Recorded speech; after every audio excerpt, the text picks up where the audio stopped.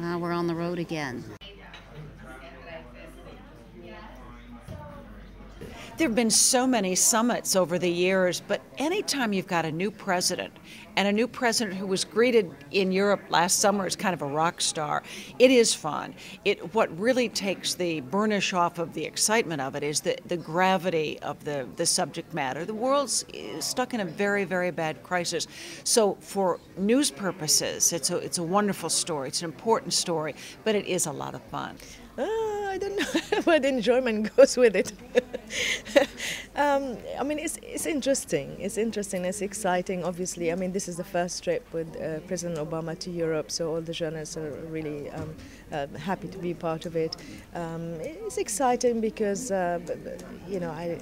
because of the nature of the news as well. It's also putting your life on hold. As anybody in this room will tell you, it's a lot of work. It's a lot of long hours, especially at the beginning of a new administration, because we're all very fond of saying the White House does not come with an owner's manual. And we all learn together. It's a steep learning curve for any new administration, and we are part of relating that new administration to the world. I remember the last trip I did with President Bush in the Middle East. I think we had breakfast in Kuwait, and then we had lunch in Bahrain, and then by the evening we were in Abu Dhabi. So I cannot remember, even when I was going live on air, I don't remember which capital we were in. Sometimes you don't see the city at all. So all what you see when you travel is basically the airport, the filing center, and the bus that takes the journalists from place to place. I know that I'm in London because this is the first day. Okay, ask me again in a few days' time where I am, and it really does begin to get very confusing, particularly when you go to several countries in a day. That's what I found on a couple of trips I did with President Bush.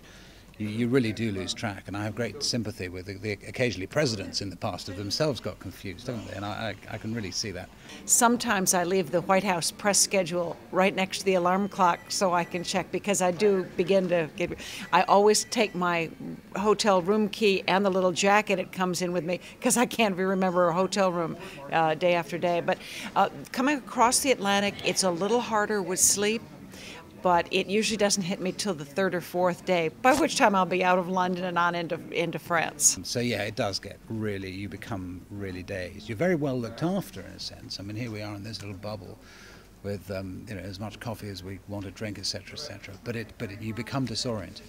During the campaign, which just seemed never ending, my friends would say, well, that's great.